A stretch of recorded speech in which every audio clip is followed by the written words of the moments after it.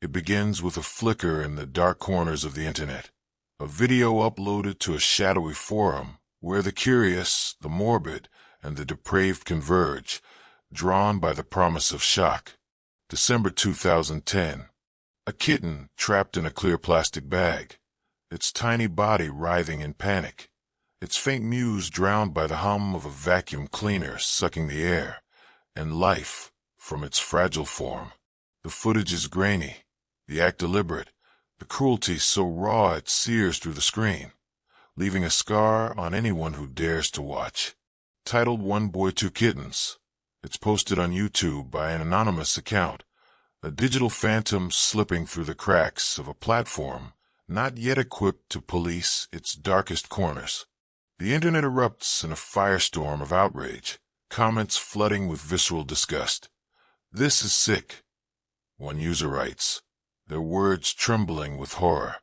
"Find this monster," another demands, their plea a rallying cry that echoes across the digital void, from Reddit to 4chan to obscure gore sites.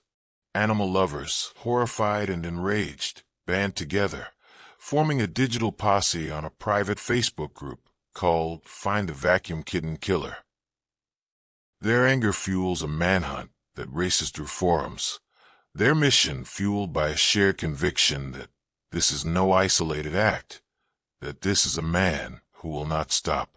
But this is no ordinary crime, no fleeting outburst of sadism. The man behind the video isn't just a torturer, he's a performer, a narcissist orchestrating a spectacle, craving an audience to validate his existence, his cruelty a twisted bid for attention in a world that thrives on clicks. And this is only the opening act of a nightmare that will unfold over years, each scene more horrifying than the last, each step a descent into a darkness that will grip the world. Fast forward to May 2012. Another video surfaces, this time on bestgore.com, a site notorious for hosting the internet's most grotesque content. Titled One Lunatic, One Ice Pick, it's 11 minutes of unfiltered horror. A man, naked and bound to a bed in a dimly lit Montreal apartment, stabbed repeatedly in the chest with a screwdriver modified to resemble an ice pick. The scene staged with cinematic precision to mimic the erotic violence of Basic Instinct. The body is dismembered with a kitchen knife, defiled in ways too grotesque to recount, pieces fed to a dog, all set to the surreal, upbeat pulse of New Order's True Faith, its melody a jarring mockery of the carnage unfolding on screen. The victim is Jun Lin, a 33-year-old computer engineering student from Wuhan, China, who arrived in Canada in 2010 chasing a dream of a better life, his shy smile and quiet ambition now reduced to a prop in a killer's twisted script. The killer? He's no longer hiding in the shadows.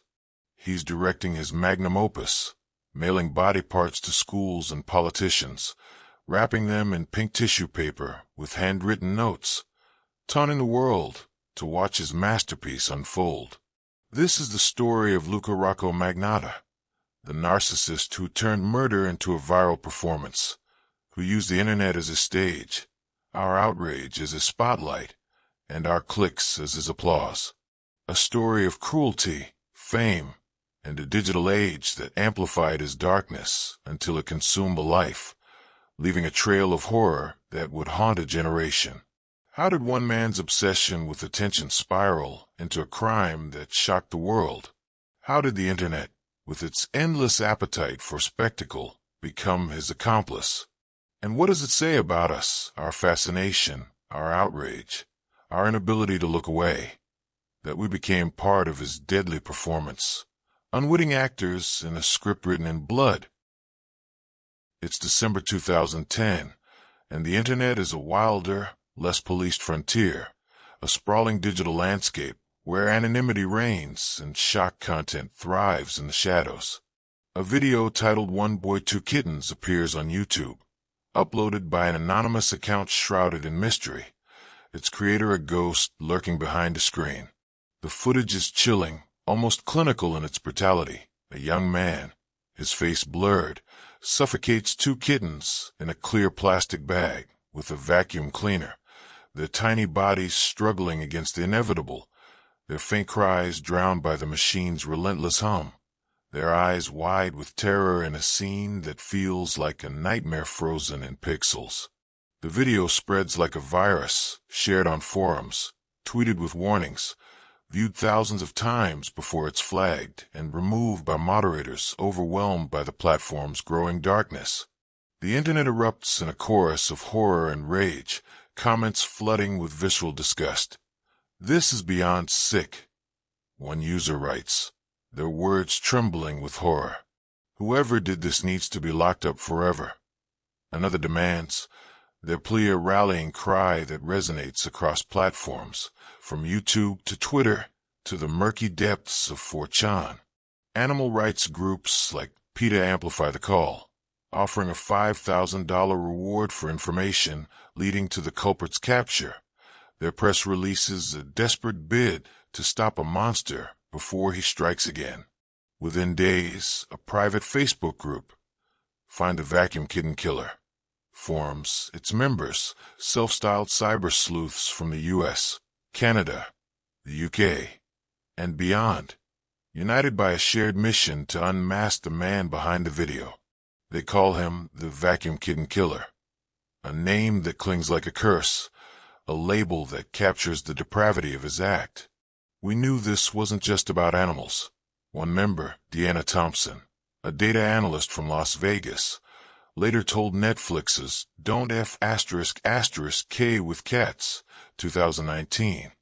Her voice heavy with the weight of hindsight, her memory haunted by a truth they uncovered too late, her heart scarred by the knowledge that they saw the signs of something darker.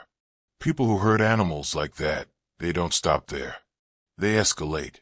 We knew he was dangerous. The group scours the video for clues. The pattern of a blanket, the shape of a window, the brand of the vacuum cleaner. A dirt devil, they note, cross-referencing it with Canadian retailers. They analyze metadata, dig into GPS coordinates, even trace the design of electrical outlets to pinpoint a Toronto apartment complex on Eglinton Avenue. They report their findings to Toronto police, their emails urgent, their warnings clear. This is a man who craves escalation, who feeds on the chaos he creates, who will hurt again if not stopped. But the authorities dismiss the case. Animal cruelty, they say, isn't a priority in a city grappling with violent crime. Their resources stretched thin by murders and assaults. It's just the internet. One officer reportedly tells a group member. Their words a shrug that echoes a world not yet awake to the dangers lurking in digital shadows, a miscalculation that will prove deadly. The man behind the video slips through the cracks, his identity still a ghost, his hunger for infamy growing with every comment, every share, every outraged post that amplifies his act. Another video follows months later. A kitten drowned in a bathtub, its desperate paws clawing at the edges, its body sinking into the water as the camera lingers, cold and unflinching. Then a third, a cat fed to a python, its screams muffled by the snake's coils, the footage a taunt to the world watching, a dare to keep looking.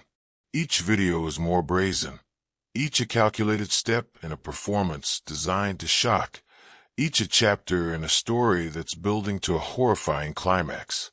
The internet is his stage, and he's already writing the script for his next act. A performance that will make the world scream. A spectacle that will cement his name in infamy. A crime that will force the world to see him. How does a man go from torturing animals to craving a global spotlight, his cruelty a stepping stone to something far darker? Why did no one take the warnings seriously when the signs were flashing in neon, when the internet sleuths were sounding alarms? And how did the internet, with its endless appetite for outrage, become both his playground and his accomplice, amplifying a monster's voice before he could be stopped?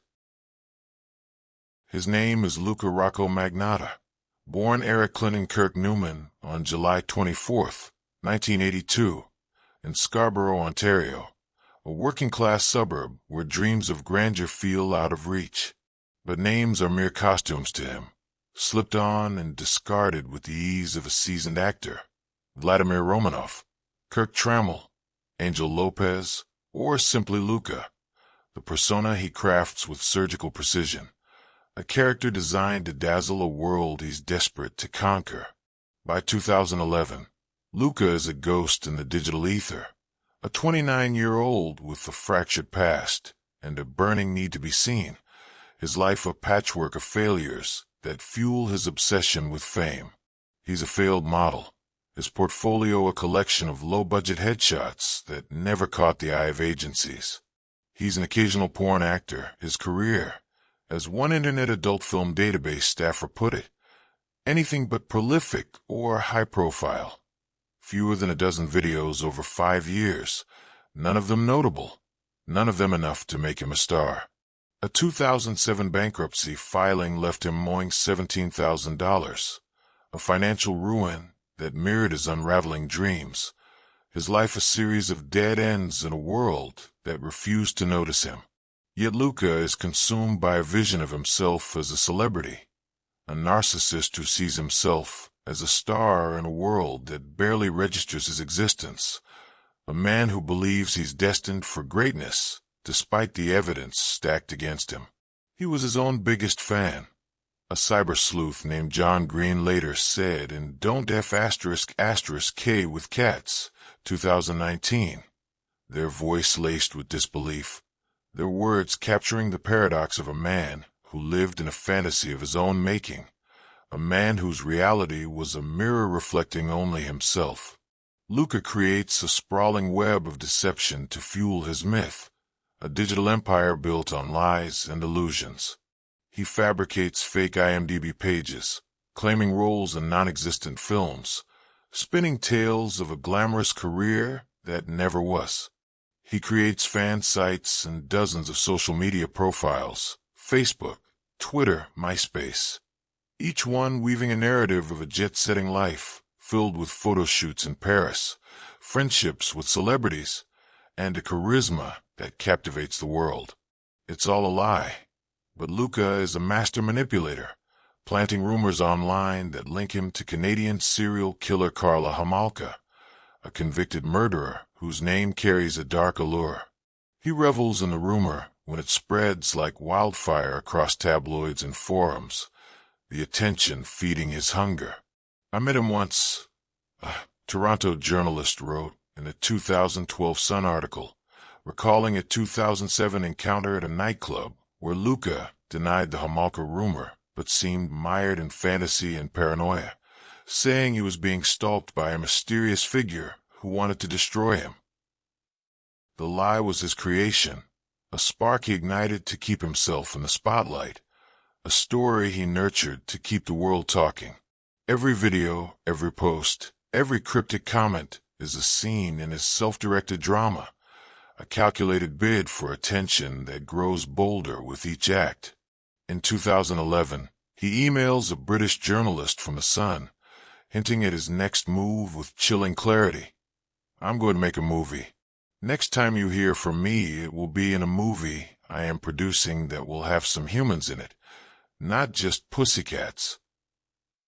The message is a taunt, a promise of escalation, a glimpse into a mind that sees crime as performance art. The internet watches, horrified but transfixed, as he manipulates the narrative, his digital fingerprints smearing across platforms like a virus. Reddit threads buzz with speculation, users debating whether he's a troll or a true threat, their posts a mix of outrage and morbid curiosity. 4chan dissects his videos frame by frame, their users torn between condemning him and marveling at his audacity, some even calling him a genius for his ability to game the system. Yet the world underestimates him, dismissing his antics as the ravings of a pathetic attention seeker, a wannabe celebrity with no real power. It's just the internet. Police and skeptics say again, their words a fatal miscalculation, a failure to see the danger lurking in a man who thrives on being seen. Luka is playing a game, A cat-and-mouse chase with a world that's only half paying attention. His every move a step toward a performance that will shock the globe. How does a man turn lies into a legend? His delusions into a script that ensnares the world? How did we let his performance go unchecked, ignoring the warnings until blood was spilled? And what does it mean when the line between prankster and predator blurs in the digital haze? When a narcissist's fantasy becomes a nightmare we can't escape? May 25th, 2012. A video titled "One Lunatic, One Ice Pick" appears on bestgore.com, a site notorious for hosting the internet's darkest content. Executions, accidents, suicides, and now this. A crime so grotesque it redefines horror. It's 11 minutes of unfiltered nightmare. A man, naked and bound to a bed in a dimly lit Montreal apartment, stabbed repeatedly in the chest with a screwdriver modified to resemble an ice pick. The scene staged with cinematic precision to mimic the erotic violence of Basic Instinct. A film Luka studied like a playbook. The body is dismembered with a kitchen knife, the cuts methodical, the camera lingering on each gruesome detail. Limbs severed, flesh carved, pieces fed to a dog in a final act of defilement. All set to the surreal, upbeat pulse of New Order's True Faith, its melody a jarring mockery of the carnage, its rhythm a grotesque heartbeat to a killer's performance. The victim is Jun Lin, a 33-year-old computer engineering student from Wuhan, China, who arrived in Montreal in 2010 chasing a dream of a better life, working part-time at a convenience store while studying at Concordia University. His shy smile and quiet ambition a stark contrast to the monster who targeted him. Security footage captures Jun entering Luka's apartment at 5720 Deckery Boulevard on May 24th, 2012, his face lit with a shy smile, unaware of the nightmare awaiting him, his trust in a stranger a fatal mistake. The video spreads like wildfire, shared on Gore sites, tweeted with dares to watch, viewed over 300,000 times in a week, according to a 2012 National Post letter from a horrified viewer who stumbled upon it. It's like a horror movie, but it's real. A Reddit user posts and a /WTF, their words echoing the shock rippling through online forums, their post garnering thousands of upvotes as users grapple with the reality of what they've seen, their comments a mix of horror, anger, and morbid curiosity. The horror doesn't stop at the screen. On May 29th, a foot arrives at the Conservative Party headquarters in Ottawa, wrapped in pink tissue paper with a handwritten note, its contents so shocking that staffers are left trembling. A hand is intercepted en route to the Liberal Party. Another package sent to the Prime Minister's office. 2 more packages arrive at elementary schools in Vancouver, False Creek Elementary and St. George's, each containing body parts, each discovery sending teachers and parents into a panic. Their screams a testament to a crime that defies comprehension. On May 30th, a torso is found in a suitcase outside Luka's Montreal apartment, a janitor breaking the lock to reveal the stench of decay, his shouts alerting neighbors to a nightmare unfolding in their midst. The internet sleuths who hunted the vacuum kitten killer recognized the pattern, the theatricality, the taunting, the obsession with shock. It's him. One posts on the Facebook group, their warning now a scream, their words a desperate plea for the world to listen, their hearts heavy with the realization that their fears have come true. Luka flees, leaving behind a blood-soaked apartment, a Casablanca poster taped to the wall as if mocking Hollywood's glamour, and a trail of digital breadcrumbs. Photos of Jun's dismembered body posted online, a selfie with the screwdriver shared weeks earlier on social media, even a video of him mailing the packages at a Canada Post outlet, his face calm, his movements deliberate, as if promoting his own snuff film. The world is watching, but Luka is directing, his crime a performance designed to go viral, his every move a calculated act in a play that's no longer just for the internet. It's for history, a spectacle meant to sear his name into the collective consciousness. The media frenzy begins: CBC, CNN, The Globe and Mail, each outlet amplifying the horror, their headlines screaming cannibal killer and internet murder, their stories feeding the very attention Luka craves. How does a murder become a spectacle? A crime scene, a stage for a narcissist's twisted fantasy. Why did we click, share, and amplify a killer script, feeding the monster we condemned, turning a man's life into a prop in a deadly performance? And what does it mean when the internet becomes both witness and accomplice, spreading a killer's work while mourning his victim? May 26, 2012. Luka boards an Air Transat flight from Montreal to Paris. His alias, Kirk Trammell, a sly nod to Basic Instinct's murderous Catherine Trammell, his face altered by cosmetic surgeries, cheek implants, lip fillers, a nose job, that make him a chameleon in a world now hunting him with relentless fury. An Interpol red notice goes out on May 31st. His image, pouty lips, sharp cheekbones, cold eyes, plastered across global news, from BBC to Al Jazeera to Le Monde. His name a headline that dominates screens worldwide.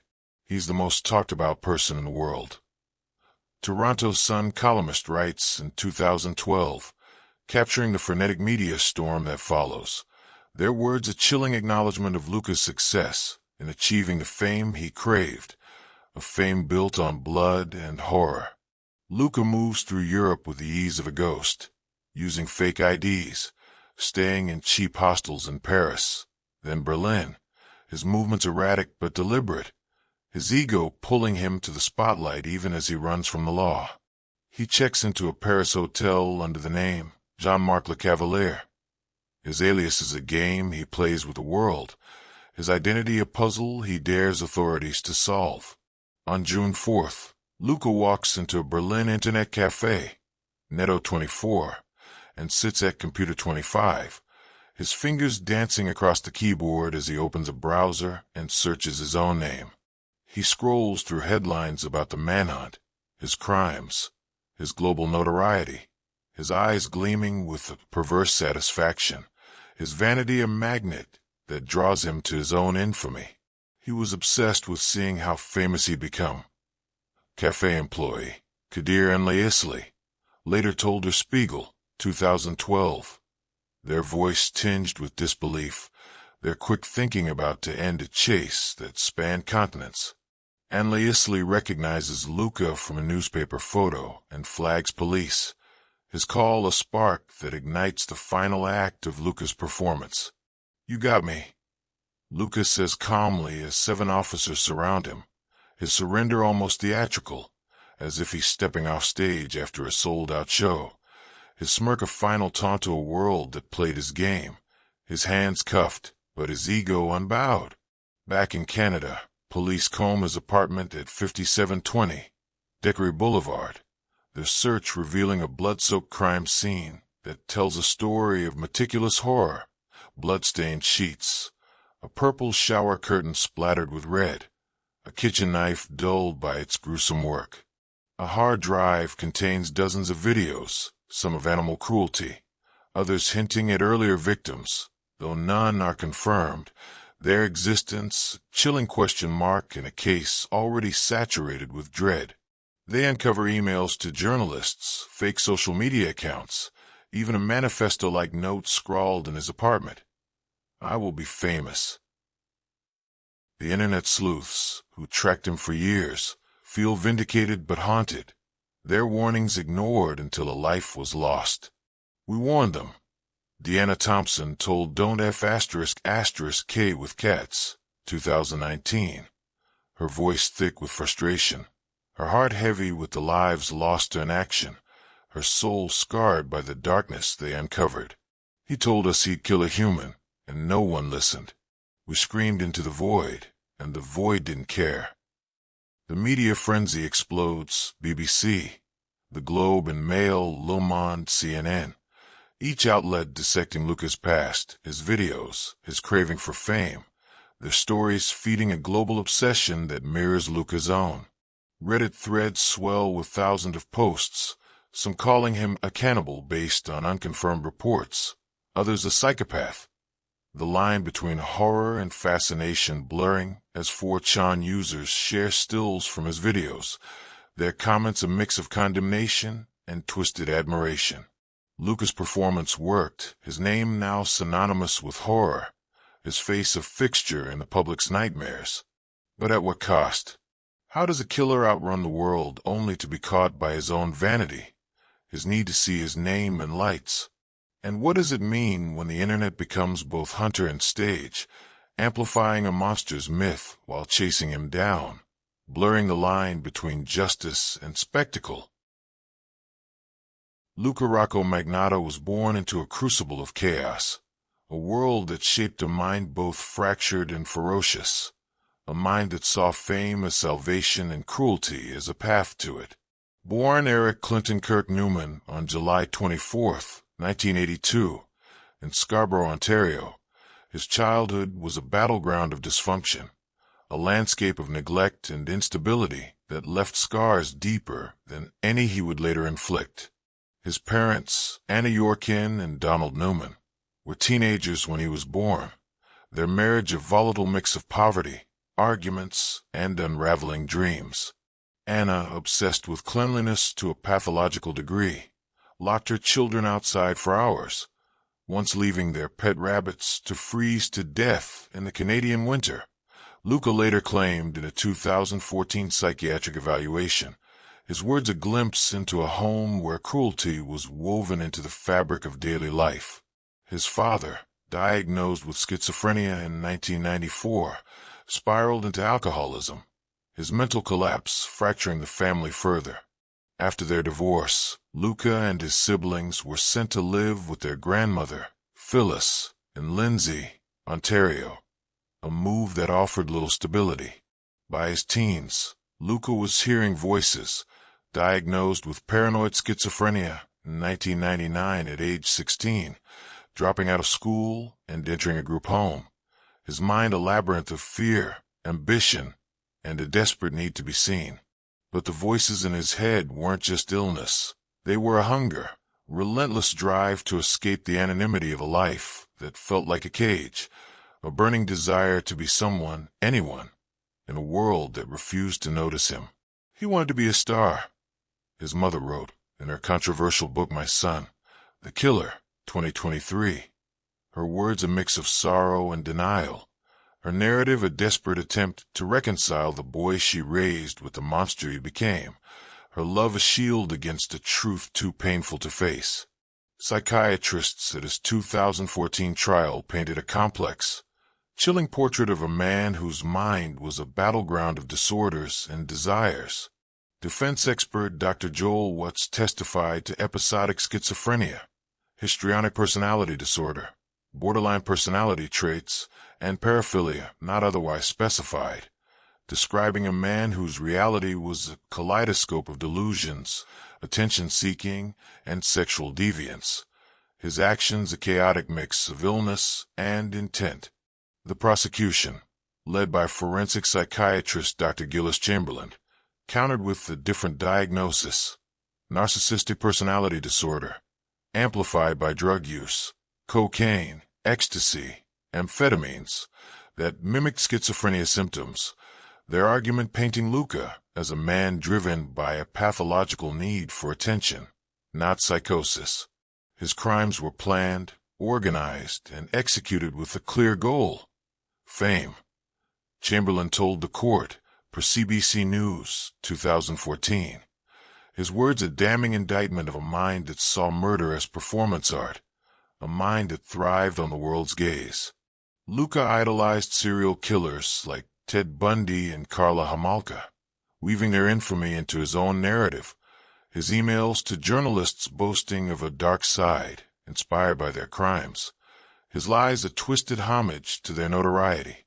His crime scene was a meticulous recreation of basic instinct, down to the stained glass window behind the bed, the screwdriver a grotesque mimicry of Sharon Stone's ice pick, the Casablanca poster a nod to Hollywood's allure.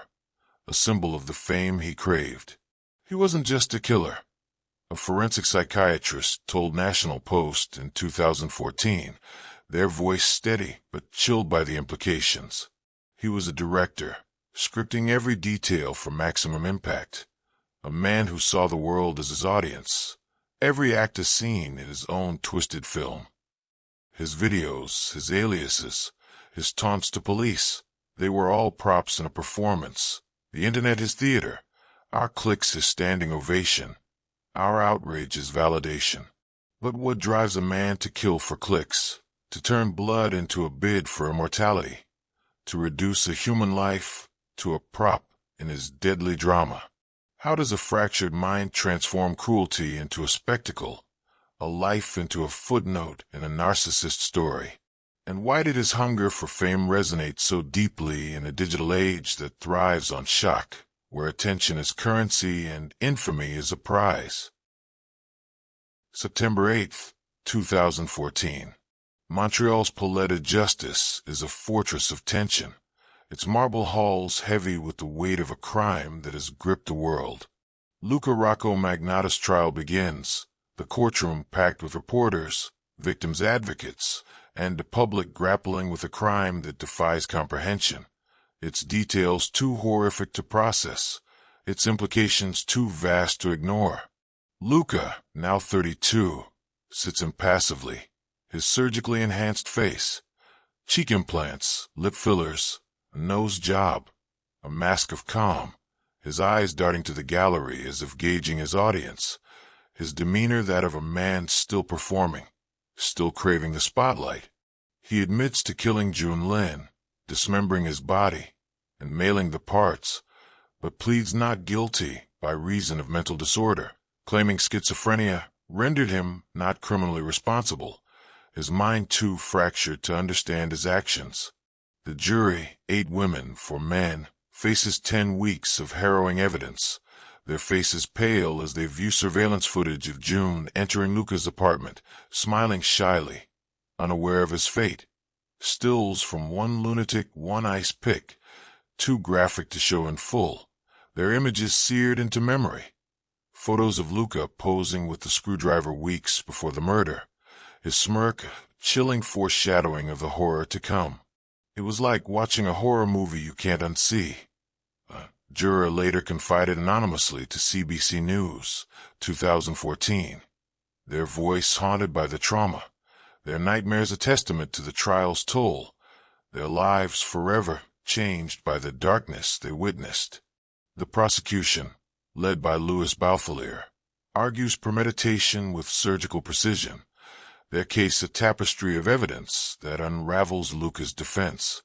They point to his 2011 email to the Sun journalist predicting a human victim, a chilling prophecy that proves his intent. They present his meticulous cleanup, bleaching the apartment, disposing of evidence, fleeing to Europe with fake IDs, and security footage of him pausing to check his reflection in a mirror after the murder, his vanity unbroken even in the aftermath of horror. No one could attest to his state of mind except him, Beaufilier told reporters, noting Luka's refusal to testify weakened his defense, his silence a calculated move to preserve his myth. From Montreal Gazette, 2014. The defense counters with psychiatric reports, family testimony about Luka's troubled childhood, and claims of auditory hallucinations. But the jury remains unconvinced, their skepticism fueled by Luka's calculated actions, his theatrical flair, his obsession with fame.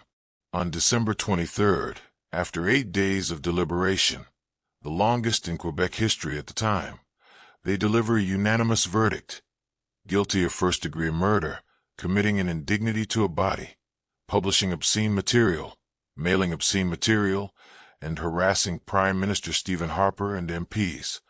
Luka is sentenced to life with no parole for 25 years, plus 19 years for other charges, to be served concurrently. His fate sealed in a courtroom that feels both triumphant and hollow, a victory, tempered by the loss it could not undo. Darren Lin, June's father, delivers a gut-wrenching victim impact statement, his voice breaking as he speaks through a translator, his words a lament for a son stolen from him. My brave son, smart son, laughing son gone. In one night, we lost a lifetime of hope. The courtroom falls silent, the weight of his loss a rebuke to Luka's performance, a reminder of the human cost of a narcissist's quest for fame. The internet reacts with a chaotic mix of relief and morbid fascination. Justice for June trends on Twitter, amassing tens of thousands of posts, while 4chan threads dissect the trial's grisliest details, some users hailing Luka as a legend for his audacity, others condemning him as a monster, their words a mirror to a world divided by horror and intrigue.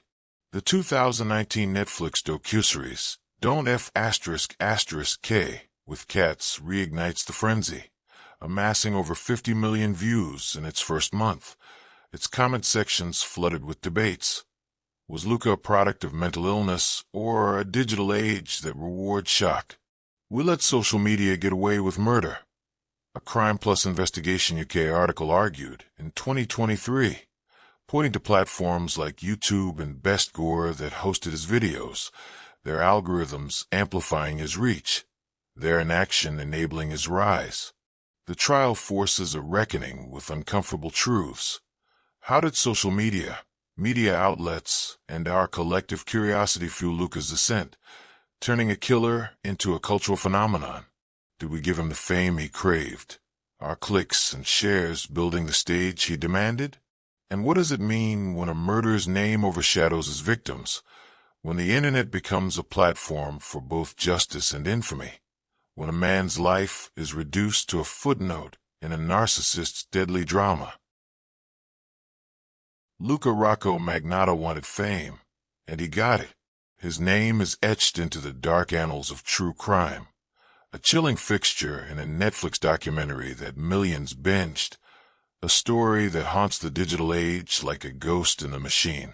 His face, those surgically enhanced cheekbones, those cold, calculating eyes, stares out from headlines, forums, and true crime podcasts, his infamy a twisted testament to a world that couldn't stop watching.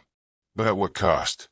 June Lin, a 33-year-old son, a dreamer, a student with a future full of promise, reduced to a prop in Luka's twisted script, his legacy marred by a horrible, degrading crime. As his father, Darren Lin, said in court in 2014, his words a plea for a world to remember his son as more than a victim, his grief a dagger to an audience that amplified the killer's name. Luka sits in a Quebec prison, transferred to medium security in 2022, reportedly married to another inmate in a ceremony that sparked fresh outrage, his life still a performance even behind bars, his ego undimmed by concrete walls, his story still generating headlines. The internet sleuths who hunted him, people like Deanna Thompson and John Green, are hailed as heroes, their dogged pursuit a testament to the power of collective action in a digital age. Yet they're haunted by the videos they watched, the warnings they gave, the system that failed to act until a life was lost. We did what the police wouldn't, Thompson told Don't F*** K with Cats, 2019, her pride tinged with grief, her heart heavy with the lives lost to inaction, her soul scarred by the darkness they uncovered, her voice a reminder of the cost of vigilance in a world that ignored their cries. Reddit and 4chan, once Luka's playground, now wrestle with their role in his rise, their threads a chaotic mix of outrage, introspection, and morbid fascination. Their users grappling with the paradox of hunting a monster while amplifying his myth. The media, too, confronts its complicity. Headlines that screamed Luka's name, stories that dissected his every move, clicks that fueled his infamy, turning a killer into a cultural touchstone. It causes me fresh pain to know my son's legacy is to be remembered as a victim, Darren Lin said in 2014, his words a dagger to a world that watched, a rebuke to an audience that shared Luka's videos, searched his name, and kept his story alive. Per CBC News, 2014.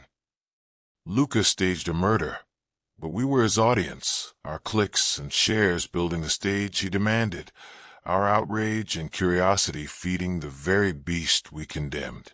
He used the internet to build a mythology, and it worked. His videos went viral.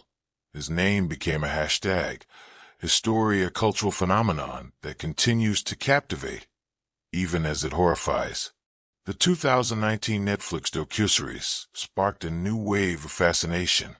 Its 50 million views a testament to our inability to look away. Its comment sections a battleground of debate. Are we complicit in Luka's fame, or victims of a digital age that thrives on shock?